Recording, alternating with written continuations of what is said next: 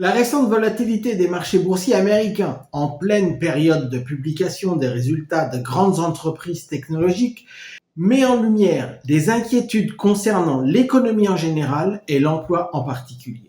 Il y a quelques jours, la forte chute des valeurs technologiques a été accélérée par le lancement d'Anthropic, un nouvel outil d'automatisation basé sur l'intelligence artificielle qui a provoqué une baisse vertigineuse d'environ 2000 milliards de dollars de l'indice Goldman Sachs des logiciels.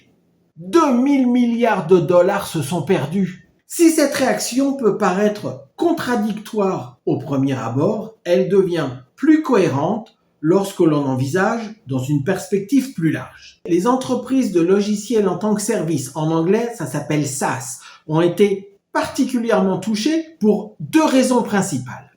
Premièrement, les nouveaux modèles d'IA d'Anthropic ont démontré des capacités significatives et spécifiques au secteur juridique et financier. Pour la première fois, ces systèmes semblent capables d'effectuer des tâches administratives et analytiques complexes avec un minimum d'intervention, alimentant les craintes que les petits boulots, les postes juniors et même les postes de cadre soient menacés. C'est très grave, notamment pour les premiers postes, généralement occupés par des jeunes diplômés. Et c'est une vraie menace. Deuxièmement, ces mêmes outils d'IA peuvent reproduire des fonctionnalités offertes par des plateformes populaires telles que Salesforce, HubSpot ou Monday.com, ce qui inquiète les investisseurs quant à la demande à long terme pour certains logiciels d'entreprise du type CRM.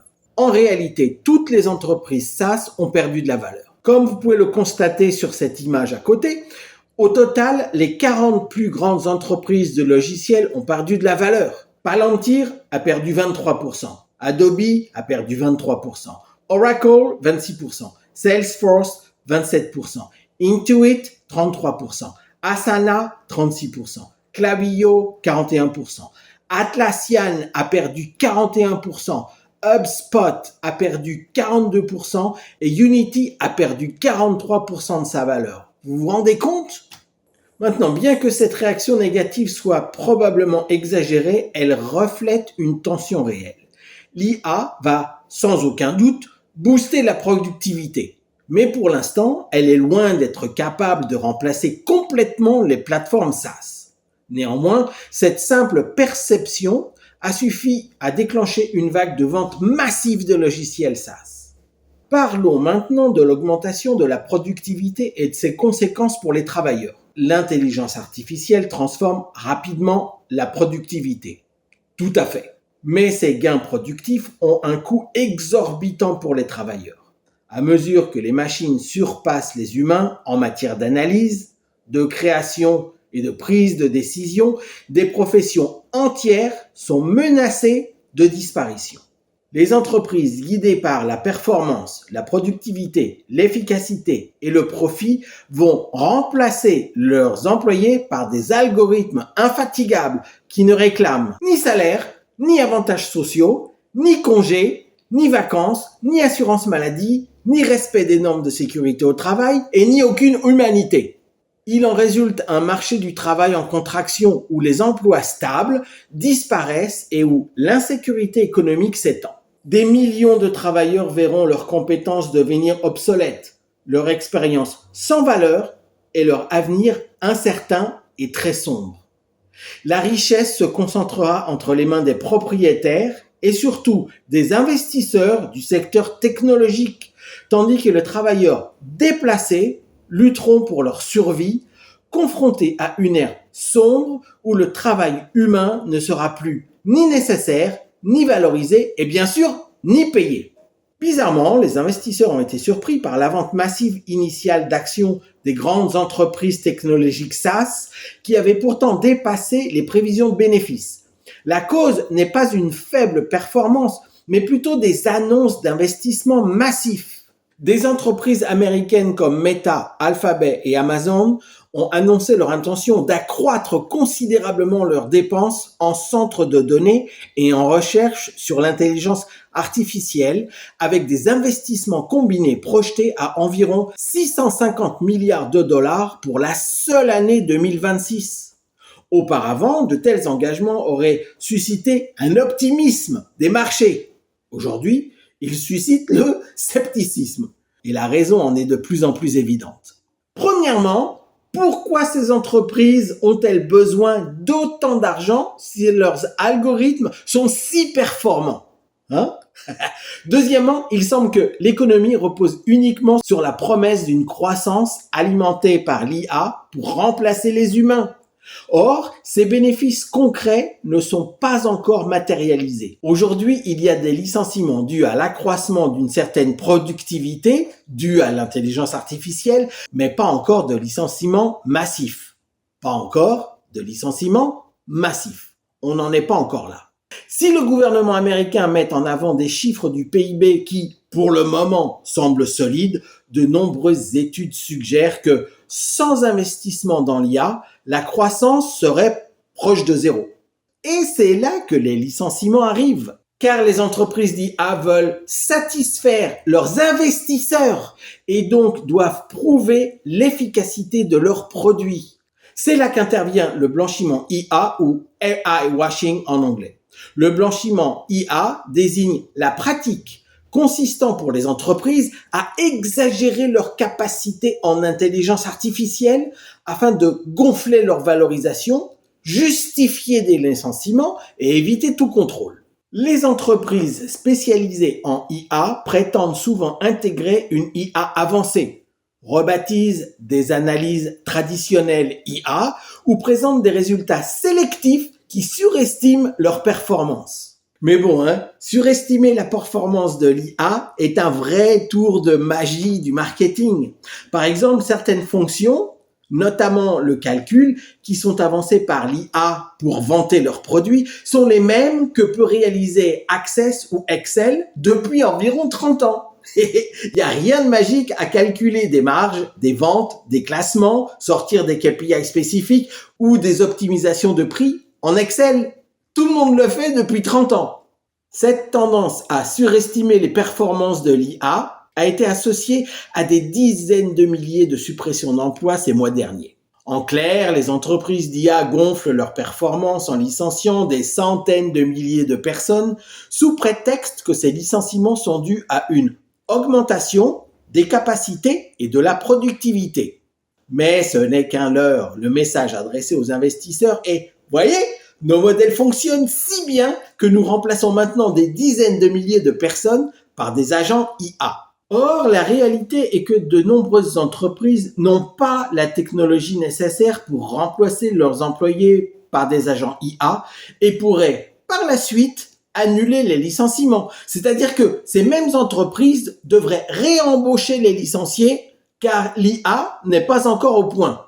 Sans rire. L'IA est également utilisée comme bouc émissaire commode pour justifier une mauvaise planification ou une surembauche après la pandémie. De plus, certaines entreprises préfèrent imputer les licenciements massifs à l'IA plutôt qu'aux politiques économiques désastreuses du gouvernement car elles craignent les conséquences politiques néfastes d'un président constamment mécontent. Globalement, le blanchiment IA reflète le battage médiatique, les pressions du marché et les tentatives de se dédouaner de toute responsabilité quant aux réductions d'effectifs. Alors que les entreprises misent tout sur la productivité, l'inquiétude grandit, car la productivité signifie, en fin de compte, de faire plus avec moins. Et ce moins, c'est nous, les humains. Les entreprises d'IA sont condamnées. Condamnées si elles gagnent, condamnées si elles échouent.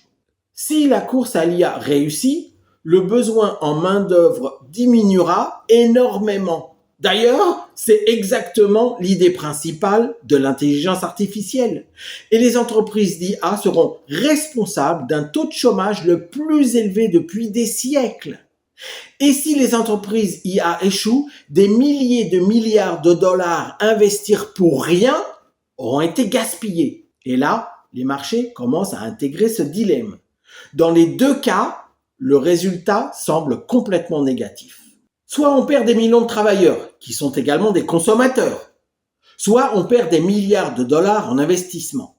Cette inquiétude se reflète dans l'économie réelle. Le secteur manufacturier et le tourisme, qui sont deux sources essentielles de salaires réels et d'emplois réels, ont reculé malgré la faiblesse du dollar. L'incertitude politique, les perturbations commerciales et l'absence de stratégie industrielle cohérente ont découragé les investissements à long terme, y compris les investissements étrangers. Il en résulte une hausse des licenciements, une baisse des offres d'emploi et un marché du travail de plus en plus déconnecté et précaire et d'une croissance qui est uniquement tirée par le capital. Les flux de capitaux masquent ces problèmes pour l'instant. Le S&P 500 a gagné 15% en un an. C'est une année exceptionnelle pour ceux qui ont investi des millions de dollars dans le système boursier. Pour les locataires, c'est une catastrophe.